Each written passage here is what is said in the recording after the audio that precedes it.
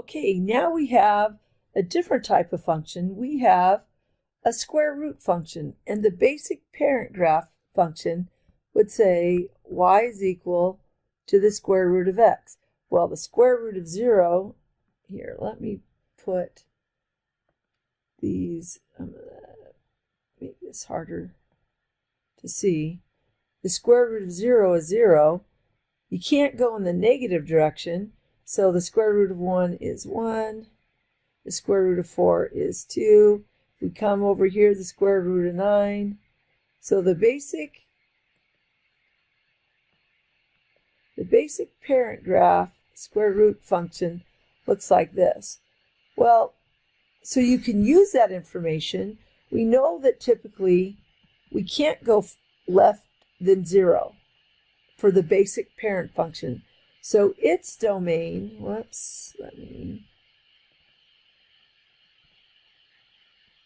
its domain would be 0 to positive infinity. Because look, the leftmost point is here, and then it's headed off to positive infinity.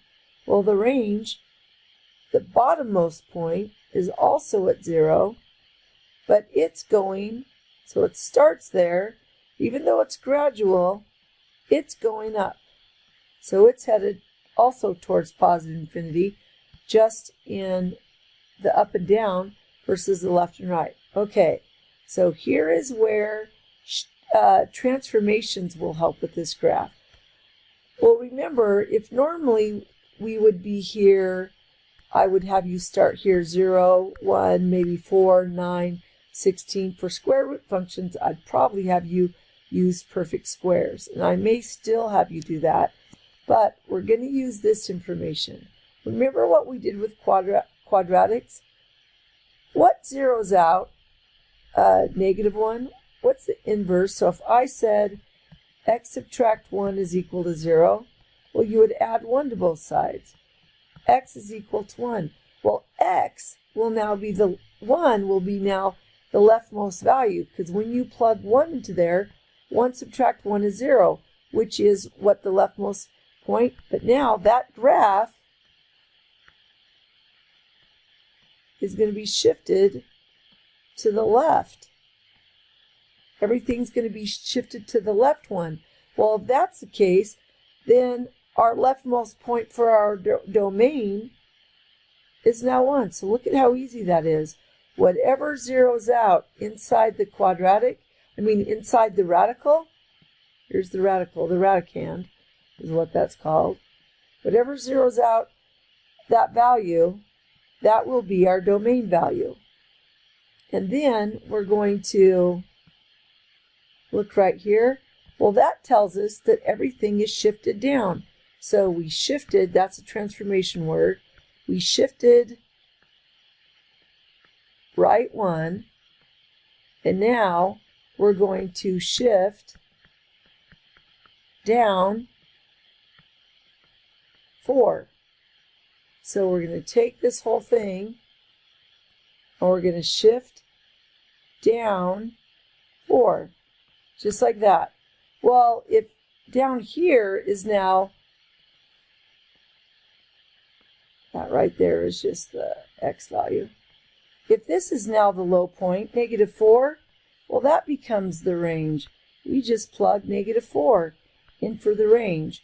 And now we have it graphed, but we might want exact table of values. So, oh, I shifted all of that -1 instead of +1. Well, goofy me. We math teachers sometimes really need to pay attention to what we're doing. This is +1, not over there. So this is what the graph would look like. So now I'm going to plug in 2, 3, 4, and 5. And you can just do that with your calculator.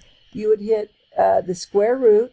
So for an T183, or a T130, you would hit the second caret button,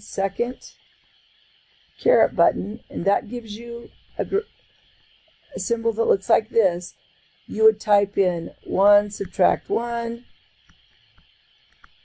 close the parentheses, then hit subtract 4, and you'll be down there at -4, just like we did that. And then you're going to up arrow on your calculator and right over, and then type 2, subtract 1. Oh, and I'm going to not use those values because we want to use, typically we're going to want to use perfect squares. Well, 2 subtract 1 is 1. The square root of 1 is 1. 1 subtract 4, so 2 subtract 1 is 1. The square root of 1 is 1. 1 subtract 4 is -3. So our next perfect square is when inside here we have 4, so I'm going to put 5 for our next value. I hope you guys are following that. Remember, we want to take the perfect squares of stuff. So now I'm going to put 5 subtract 1. Well, 5 subtract 1 is 4. The square root of 4 is 2. 2 subtract 4 is -2. So, oh, look it, I even did that pretty well. Just kind of on accident, but at 5, we're down here at 2. At 2, oh, look it, I actually did that pretty well too. We're down there at -3. And then you just keep going. The next perfect square is 9. So we might, the square root of 10, subtract 1. Well, 10 subtract 1 is 9. The square root of 9 is 3. 3 subtract 4 is -1. So when we put 10 into here, so over here at 10, we're going to be down there at -1, which is about what I did. All right, so that is graphing square root functions, all the shapes. Now, if there would have been a 4 or some integer, well, this would have still looked like this. It just would have been taller. If there would have been a fraction on the outside, it would have still had that general shape. It just would have been shorter. So an integer stretches it, a fraction compresses it, both of those vertically. All right, that's it for this one.